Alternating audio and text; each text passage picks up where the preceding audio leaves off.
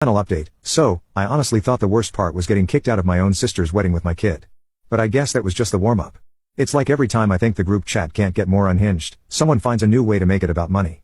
So, a few days after the wedding meltdown and the whole USB debacle, things get even dumber. It's like people suddenly remember that weddings aren't free and someone has to pay for all the stuff Cassandra moved around on the family card. I'm just minding my own business, trying to get Remy to do his homework and not just watch Minecraft builds on YouTube when my dad calls me, which he never does unless something's gone sideways. He sounds tired. No small talk, just says, "Have you seen the charges from the venue?" I check my email and yeah, there's an invoice, not small, with my dad CC'd and a line about final payment overdue. Bunch of extras, late night snacks, photo booth, some open bar thing, extra flowers. I know for a fact Cassandra said her in-laws were covering the open bar. She made this big deal about it to everyone. Guess not. Dad says the venue is calling him now, threatening to blacklist the family for future bookings if it doesn't get paid. I tell him, look, I'm not paying for any of it, and neither should you. Talk to Cassandra. He just sighs. Says she's not answering his calls. Mom texts me later. Says she tried to call Cassandra, too, but Cassandra hung up on her after like 2 minutes. Classic. Then Cassandra's new husband starts texting the family, asking who's handling the reimbursement situation. At first, he tries to be all polite, but it turns pretty quick. His dad jumps in, says they never agreed to the extra costs and want all unauthorized charges refunded. My uncle Edward, still on his high horse after the whole champagne stunt, tries to blame me for the drama, says if I hadn't humiliated Cassandra, none of this would be happening. I just reply with a link to the invoice and say, ask your niece to sign for it.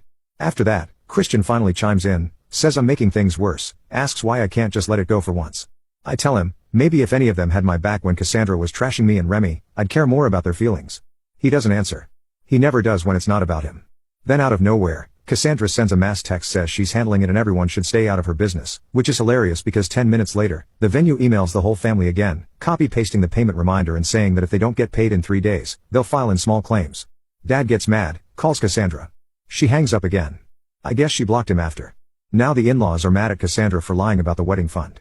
Her husband's mom writes this long post in their private family chat. Someone screenshotted it for me. Yeah, we're petty. Basically calling Cassandra untrustworthy and saying she never wants to see her again. I get another message from Ray's grandma asking if I can just be the bigger person and help smooth things over. Nope, not this time. I tell her she made her bed. She can lie in it. Then the real mess. The venue sends out a last warning saying unless the bill is paid in full, they'll take it to collections and ban any future bookings with the family name. Dad finally snaps, calls a family Zoom, and just starts yelling.